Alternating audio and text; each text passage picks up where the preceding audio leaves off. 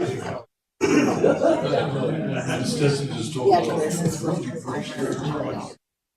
I wasn't sure either.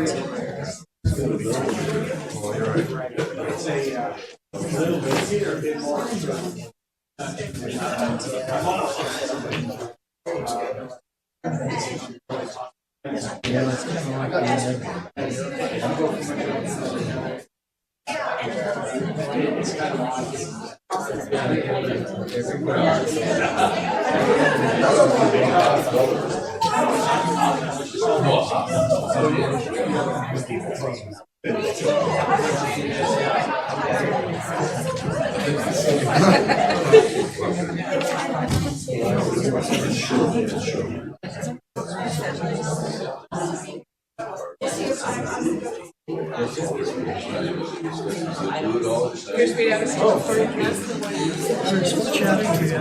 11. Thank you.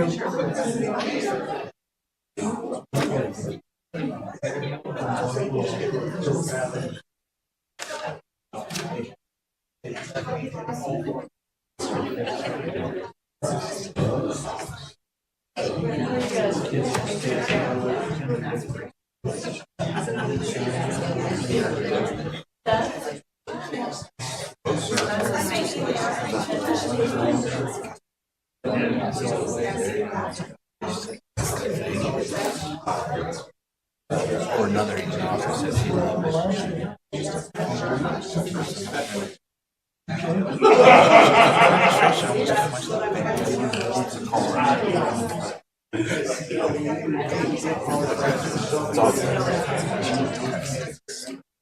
Yeah. It's weird. Sounds like we had a leader for years ago, not as a driver. And what do you do if someone just shows up?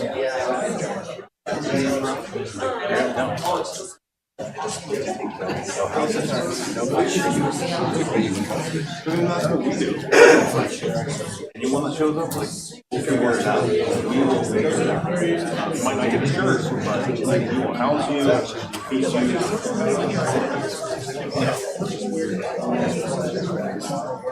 that's okay. Well, I'm gonna call Matthew down there and just be like small. I didn't. All I saw was like the initial, like, hey, this is happening. Stuff like that. Well, he is getting to be one of the older ones.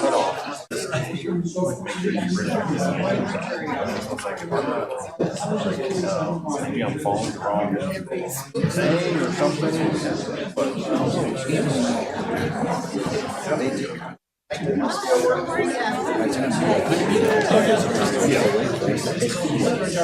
found the seats where you're supposed to be. Yes, and y'all found. Brittany, I remembered what it was. I think it says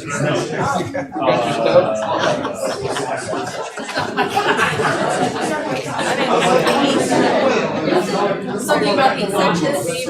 I thought that's what it Well, was. thank you. 1, 2, 3.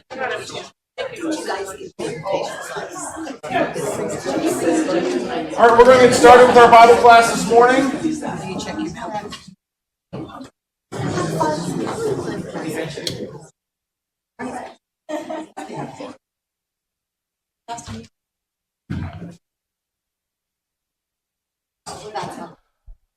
We are working our way through the minor prophets. We are 6 lessons, including this one, from being done with it. Not that, we want to be done with it, but it has been at this a long time. This has almost been the entire year. We've been looking at the minor prophets. We're in Zechariah is the prophet that we are looking at today. And by the way, if you remember all the way back to our introductory lesson here on the minor prophets. Each one of these prophets has their own little guy with it. And like I said at the beginning, I'm going to have a little handout for all the prophets with their little prophet guy on there, and just a short explanation, just so you guys can keep it as a key. Going forward, who knows the next time that we're going to be in the minor prophets. But as you continue on studying other books, as we have seen, the minor prophets are quoted an awful lot throughout the rest of the Bible. And this will give you kind of another little reminder of like, oh yeah, Zechariah was about this thing, or is at this time, and this is what was going on in Israel and Judah. So just as a reminder, as we're getting closer we're in chapter 11 this morning. Just going to cover one chapter this morning, and before we get going with what chapter 11 actually says, I want to talk about livestock. Has anyone ever cared for any type of livestock?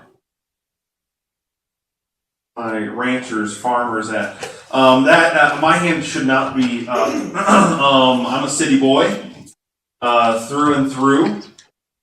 So let me ask you, ranchers and shepherds and wranglers and cowboys, whatever you consider yourself or did at one point, was it easy?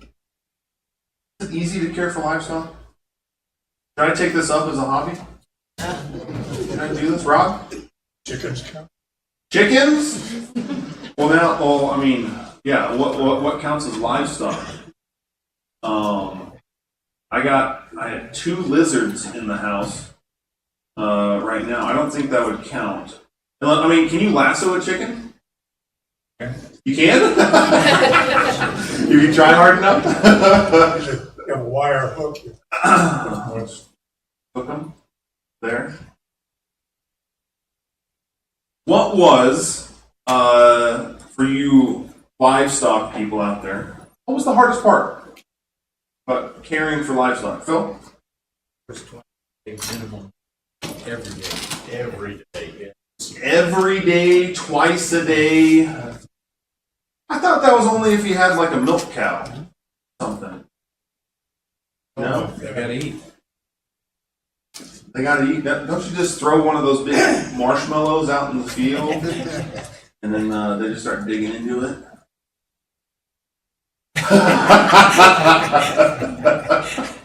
They didn't have those when you were doing it. Who else? What was the hardest part? Jacob? You just got back. Like this is very recent for you. Yes. I saw the pictures of doing whatever you're doing. Trying to get them moved from one place to another. Oh my goodness, we have had so many strays and so many people, or so many animals get through the fence or go to a pasture they're not supposed to go to. It is a mess to try and catch them. Did you try just talking to them? So listen here, cow. You're in here, you need to be over here. Did you try that? We did. Oh, okay. I guess you tried. They didn't listen. They didn't listen. Man. I'm starting to get how these prophets feel. Anyone else? The hardest part about caring for livestock? Daphne. Shoveling? What are you shoveling? I don't get it. I bet it is hard, back-breaking, up at the crack of dawn, waiting, doing all the chores all day, every day. I think that's what it looks like in the pictures, in the movies. We do have chickens at my house, so I understand the look, just a sliver. Making sure you get out there and get the eggs and make sure they're fed. But I think you would say, go ahead, sir. I was just saying, my wife and I agree that the hardest thing is losing the ones you've worked so hard to save. Yeah, when tragedy strikes the farm or the ranch, And not just the money tied up in that animal, but the man hours, the care, the concern, so much is wrapped up in all of it. I would say, as an observer, someone from the outside looking in, it takes an incredible caretaker in order to make those animals live and thrive and do what they are supposed to do. You need someone that's going to take care of them. Otherwise, I saw a picture of, maybe you've seen this picture too, it's on Facebook, social media, or whatever, it's a a cow standing in a house, and there's, about, 2 feet of mud, but it's not actually mud. That's in the house, and the caption said that a farmer went on vacation, and he was gone for like a week or something like that, and his neighbor was supposed to watch after his cows, but one they didn't know actually broke into the house. I don't know how that happens. They must have a lot of dexterity in those hooves over there just to break in, break the lock. But then the door closed behind it, and that cow was stuck in the house for an entire week. I cannot even imagine. But it takes an incredible caretaker in order for these animals to survive and do what they are supposed to do. In chapter 11 of Zechariah, we're going to see a lot of words and imagery. Things that I'm guessing is going to be, some of it is going to be very familiar to us because we've seen it quoted in other places in the Bible, and also themes that we know will also be very familiar to us. Well, so let's get into the text, starting with verses 1 through 3. This is what it says: "Open your doors, O Lebanon, that the fire may devour your cedars. Wail, O cypress, for the cedar has fallen, for the glorious trees are ruined. Wail, O oaks of Bashan, for the thick forest has been felled. The sound of the wail of the shepherds, for the glory is ruined. The sound of the roar of lions, for the thicket of the Jordan is ruined." As we mentioned last week, as we get closer to, as we get into these latter chapters in the book of Zechariah, it is speculated that these might have come to him as he is older in age, and they aren't dated like the other ones that we get towards the beginning of the book. And so these, typically you would think, at least this is how it was last week, that these are looking forward. Whereas the previous ones, they were more about a message for the people of that day of, get busy, get building, stay busy and stay building. Now we are kind of looking forward. And the first 3 verses, they don't look good. They don't look happy here. It describes the coming of destructive armies of judgment from the north. It says, it mentions Lebanon. So through Lebanon, the doors of Lebanon are the mountain passes between Lebanon and Israel. And it is believed that this prophecy of judgment coming from the north through Lebanon was fulfilled in the Roman campaign against Judah. One historian said this: it says, "These verses might have described the Babylonian invasion if they had been written earlier, but that was past history by Zechariah's time. There is nothing in the history of people that a comprehensive destruction of the land can refer to prior to the terrible destruction ordered by Vespasian and his successor Titus." As the Roman, last week we talked about Alexander the Great and the great Macedonian army that he led, and now perhaps we are looking a little bit more forward in time. It says, "Wail, O cypress, for the cedar has fallen." The cedar trees illustrate Lebanon's strength as cedar, these great cedar trees always do. Its strength is the idea that is being reflected here. And if they have fallen, right, you see cypress mentioned here. We see oak trees. If the greatest of the trees has fallen, then it's kind of the idea is, well, what then does that mean for us less powerful trees, us less big trees? Although I think of an oak tree as something huge, but it's nothing compared to the cedars of Lebanon. Once they fall, the lesser forests of cypress and oak will be destroyed, and so they also wail. In addition to the trees, the shepherds and lions also mourn because of judgment on the land, coming because Israel has rejected their good shepherd. Verses 4 through 7 says, "Thus says the Lord my God, become shepherd of the flock doomed to slaughter. Those who buy them slaughter them and go unpunished. And those who sell them say, Blessed be the Lord, I have become rich, and their own shepherds have no pity on them.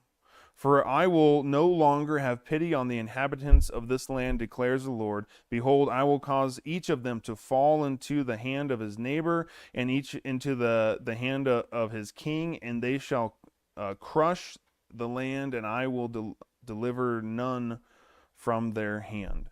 So I became the shepherd of the flock, doomed to be slaughtered by the sheep traders. And I took 2 staffs, one named Favor, and the other named Union, and I tended the sheep." Zechariah tells them, become shepherd of the flock, doomed to slaughter. What do you think his message is here? That doesn't sound very promising, does it? Doesn't sound very like, ooh, that's a job that I want to have. It says it twice. Become shepherd of the flock doomed to slaughter. Why?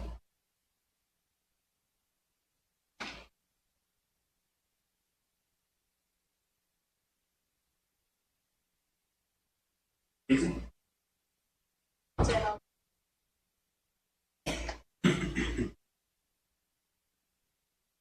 Yeah. We're going to see this in our lesson in Hosea during my sermon today, kind of the same idea of, even though, like, I don't know, I guess it's the idea that, like, God's outside of time. And so it's like, how do you tell someone that is stuck in time that's like, hey, you need to repent, but also like, I kind of already know what's going to happen, maybe? Phil, what were you going to say? I was just going to say, it appears you take care of them, but there's nothing they're changed.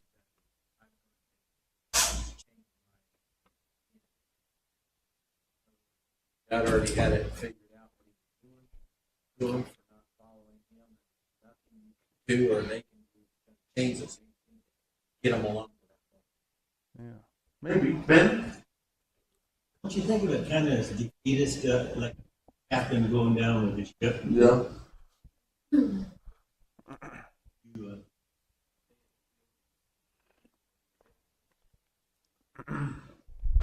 Regardless of if that herd is doomed to die, they still need a shepherd. Maybe, Steve. I was going to say, in a parent-child relationship, when you're going to punish your child, you don't want. I mean, you want them to be disciplined, but you don't want them to be destroyed. And so, at the same time, you want to show some love and some kindness to get them through that difficult time of punishment or discipline. Perhaps, yes, sir. God always wanted the remnant saved because the remnant then would lead to the body or the church. Yeah. Nancy was mentioning, it's like wars, like the Alamo. It was just it extended things so that the next people could come in, get the job done, and so to keep it going, and so that Christ could build the church. Yeah, and that the idea of the remnant would have been, they would have been very intimately familiar with it, because during this time they were considered the remnant, right? They were the ones that came back from the Babylonian captivity. They were the chosen few, right? Come back and rebuild the temple, rebuild the city, and reestablish God's presence in the land once again. Maybe it's that. Maybe it's this, like, hey, there's going to be some bad times coming. There's going to be judgment that comes, just as, like Steve pointed out, just as a father disciplines his kids, right? It's like you can tell your kids beforehand, right? Like, I'm a prophet. There's going to be more discipline down the road, right? And I'm not, stretching here to say that, because that's just the nature of things, is that as children grow up and they start to wander, it's our job as parents or shepherds, right? You get the imagery, right, of the staff and the rod, right, to kind of get them back in line. And maybe that's the idea of why Zechariah brings up the idea of the shepherd. And this isn't the only time that this, like I said, this theme of the shepherd continues throughout this entire chapter. He talks about the two staves that he has. In the ESV, they translate in verse 7, it says, one named favor, the other named union, and I tend the sheep. We have any other translations in here other than favor and union? Your Bible? Man. Beauty and bonds. I like the alliteration there. Both of them starting with B. There's a sermon in the making there. My footnote says pleasantness, cords. Pleasantness or cords, like rope? Yeah. Okay. Interesting. Like I said, mine, ESV translates it favor and union, or beauty and bonds. I think the idea here is grace in unity, perhaps. Grace symbolizing the favored status of Israel as the chosen people of God, and unity symbolizing the internal harmony of the people that was lost at the time of the siege of Jerusalem.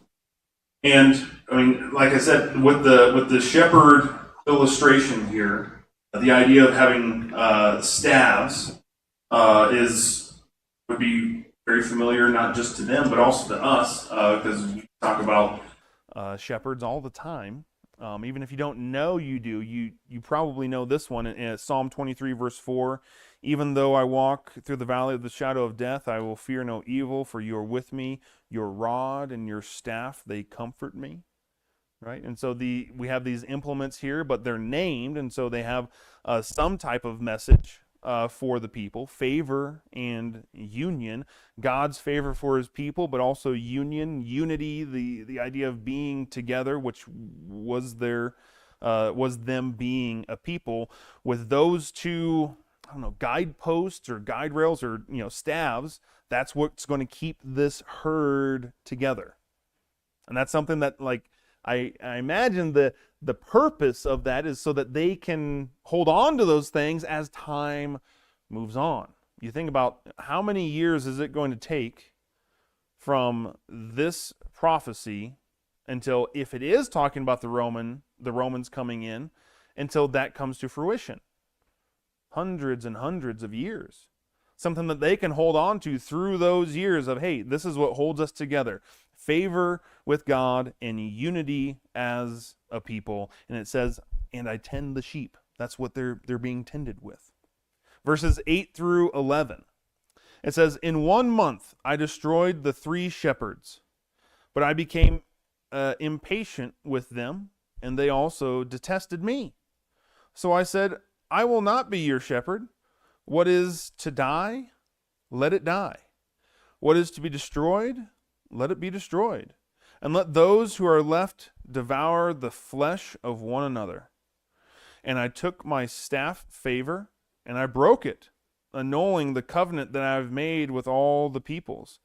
So it was annulled on that day, and the sheep traders who were watching me knew that it was the word of the Lord. So I destroyed the shepherds and the 3 shepherds in 1 month.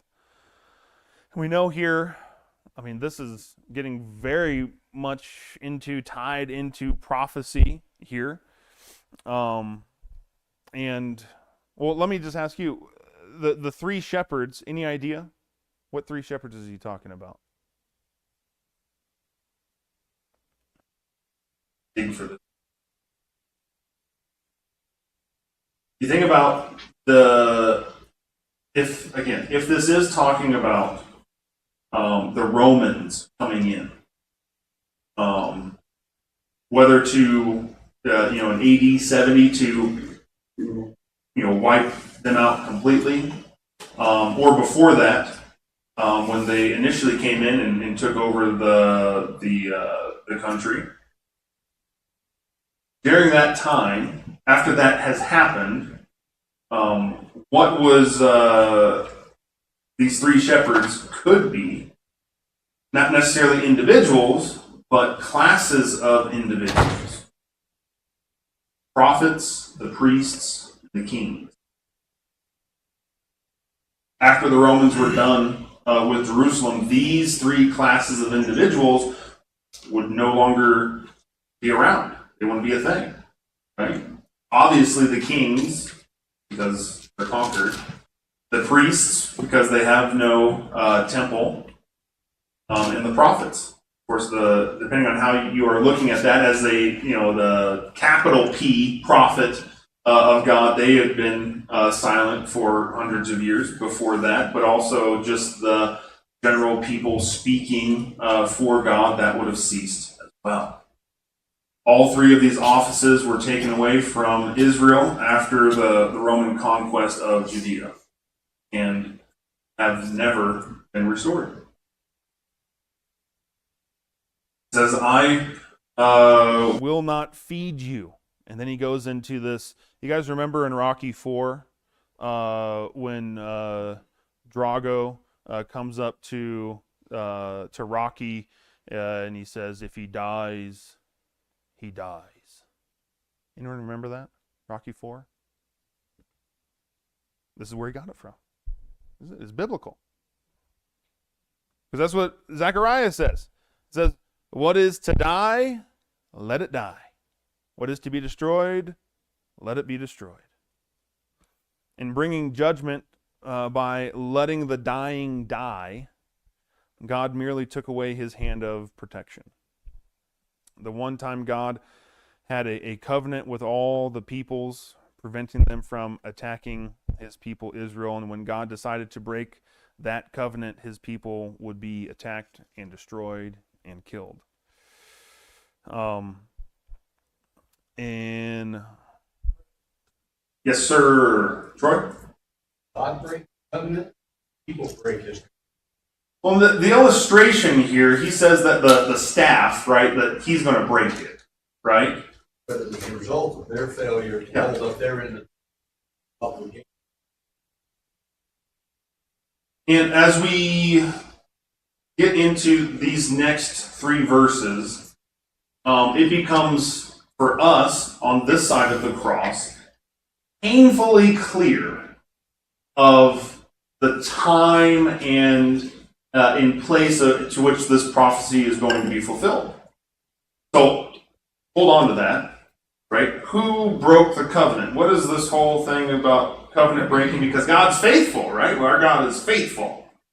It seems like kind of not a nice thing to do, to just break his own covenant and then allow his people to be, without protection. Priest? Just think of verse 8. Then I annihilated the 3 shepherds with them, their soul also. I think what they're saying, and their souls were weary of me. They understood the covenant.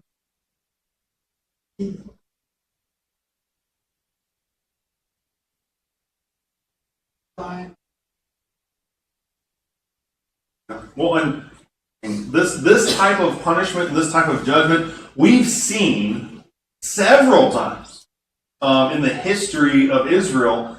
The one most, like two big ones that these people would have remembered as like, oh, this happened not too long ago, would be them being carried off into Babylonian captivity and the northern kingdom being destroyed by the Assyrians, right? Kind of that same thing, that they were wanting to go their own way. And so God says, all right, yeah, you can go your own way, and I'm going to remove my hand.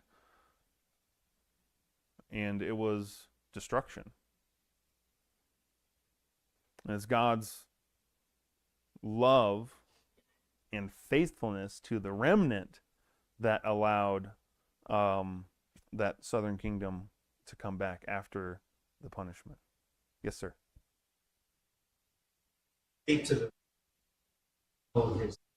That's Troy. He speaks up in my classes all the time. He does. Kind of drops grenades in there and just walks away. A covenant is made by two. If one breaks covenant, so the second one can't be. In the case of Abraham, covenant was made with God. God passed through the second. God is. And so only God could break that. Nothing that Abraham could break the covenant was made. But in this case, this covenant is made God and Israel. And if either party breaks the covenant, then the covenant is destroyed. God never violates the covenant. The lesser part of Israel violate the covenant, God is released from it. All of the curses happen. People. And so all of that decline from how evil Gerizim, right, is wrapped up in the very end here. Jesus as bringing in the new covenant. So there are some complexity with this idea of covenant.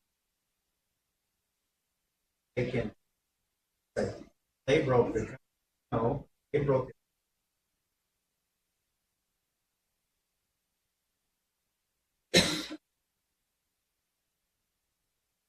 What does he say? If you choose not to do what I've commanded, these statutes, all of the curses and plagues, I think plagues are wrapped up in that too, will be added to you. Absolutely, yes, sir. Got me. Oh, no. You got me going there. I'm another bomb guy. Anyway, you know, the covenant of halves of Genesis 15, as he's talking about in Genesis 15:6, God's promised to Abraham that through him all nations would be blessed. And we see that in Galatians 3:6, and that seed Christ came. And I've always seen that covenant of halves it's not that God broke the covenant, but God said, with my blood, I'm going to satisfy this promise that all nations will be blessed. And that promise was made before the law of Moses came into effect. Jesus nailed it to his cross, the law of Moses to the cross, Colossians. But again, I see God saying, I'm going to make a covenant with you that through you all nations will be blessed. And that covenant is going to be satisfied with my blood, which you cross. Speaking of Jesus, and crosses, and all such things, let's read verses 12 through 14. It seems like a rough transition, but it's not. This is what it says, verse 12. Then I said to them, If it seems good to you, give me my wages, but if not, keep them. And they weighed out my wages, 30 pieces of silver. Then the Lord said to me, Throw it to the potter, the lordly price at which I was priced by them. So I took 30 pieces of silver and threw it to them into the house of the Lord, to the potter. Then I broke my second staff, union, annulling the brotherhood between Judah and Israel. Like I said, some of this is just like, is painfully familiar to us, right? I'm like, 30 pieces of silver. That starts getting our brains working here a little bit, right? And I mean, it's like we start out here trying to narrow in as to, okay, what is Zechariah talking about? And by the time we get to verses 12 through 14, it's like this is it. Okay. We get that now. Zechariah here is kind of play acting through this prophecy, right? Verses 7 through 14 is kind of all over the place, right? We got these two staves, and then he destroys 3 shepherds, and then he breaks the first staff, and then now he's taking on this role of employing himself as a shepherd over the flock. Now he asks his employer for the wages, and they weighed out his wages, and it just so happens to be 30 pieces of silver. He says, pay that princely price they set on me. And I think this has to be sarcastic, right? Because this was not a princely price. That would have been something akin to Solomon's treasury here. But 30 pieces of silver was the price of a slave. You see that in Exodus 21, verse 32. It was the lowest price that they could pay. And it said that they regarded Zechariah as a slave. We see this coming to fruition, or this prophecy being fulfilled in Matthew 27, verses 9 and 10. It says, Then it was fulfilled that had been spoken by the prophet Jeremiah, saying, And they took the 30 pieces of silver, the price on him, on whom a price that had been set by some of the sons of Israel, and they gave them for the potter's field, as the Lord directed me. Did you catch that? Then it was fulfilled what had been spoken by the prophet Jeremiah? Question mark? What book are we in?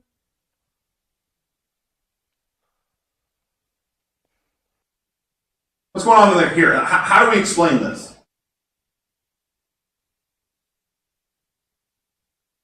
Because we are not in Jeremiah. We're in Zechariah. Zechariah said this, and yet when Matthew recorded it, he says it was spoken by the prophet Jeremiah. Jeremiah talked about the potter. Do you remember that illustration of being told to go down to the potter, to the potter's house? Perhaps. There are a multitude of explanations for this. Whether it's that, like he's specifically honing in on the potter part of that, and going, oh, but then the earlier part is the Zechariah part. What Matthew was quoting Jeremiah from was more about the idea of the potter, and just so happens in Zechariah and in Jeremiah they're both talking about potters. Perhaps it's that.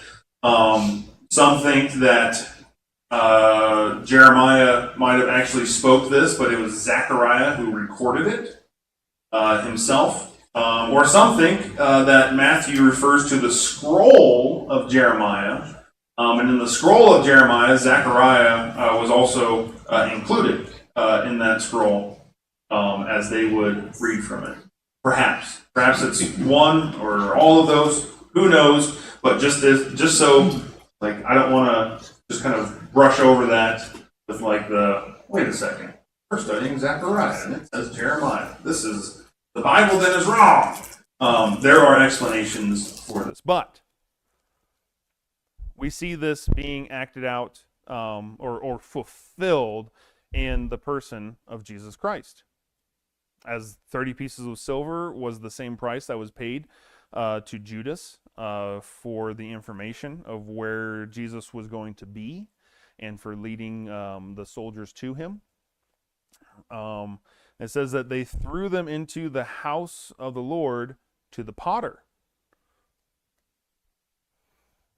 Curiously, Zechariah here said that the 30 pieces of silver were thrown into the house of the Lord.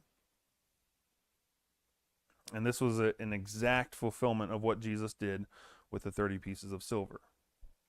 The money to betray Jesus, his purchase price, went to a potter's field. A potter's field was a place of useless land where the potter threw his broken, damaged, and rejected pots. And Jesus really did purchase the potter's field, the place where the broken, rejected, and useless people like us are scattered. He says, "Then I broke in half the other staff, that I might break the brotherhood between Judah and Israel." After the exchange of 30 pieces of silver and the staff was broken, this was fulfilled when Israel was scattered by the Romans after the rejection of their shepherd, which was Jesus. We get the idea of the good shepherd. If you go down to, or if you look in John chapter 10, specifically verses 1 through 18, we're not going to have time to read that today, but I would definitely go ahead and give that a read. Verses 15 and 16, it says, "And the Lord said to me, take once more the equipment of a foolish shepherd. For behold, I am raising up in the land a shepherd who does not care for those being destroyed, or seek the young, or heal the maimed, or nourish the healthy, but devours the flesh of the fat ones, tearing off even their hooves." Which kind of gives a rather bleak and graphic depiction. Now Zechariah is kind of in this play acting here, like he's taking on these roles, right, as a foolish shepherd who did not care for the sheep in the way that a shepherd should. The foolish shepherd will not care for those who are cut off, but a wise and godly shepherd will seek the lost.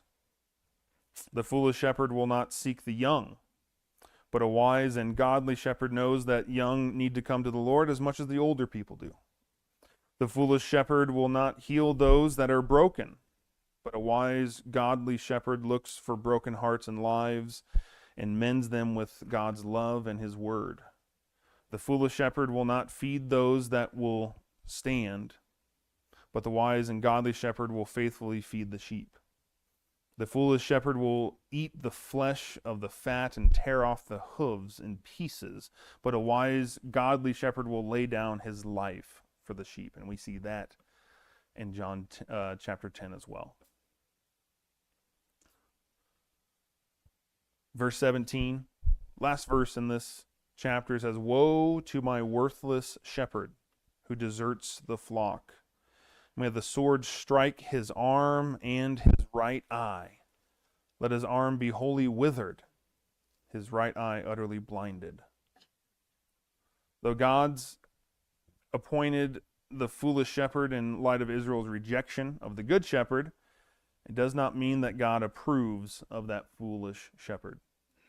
God will judge that worthless shepherd who has injured his flock as well. The right arm and the right eye, the sword shall fall against his arm. The worthless shepherd feels the sword of God's judgment against his arm and his eye. Strength is what the arm expresses, and the eye expresses perhaps intelligence.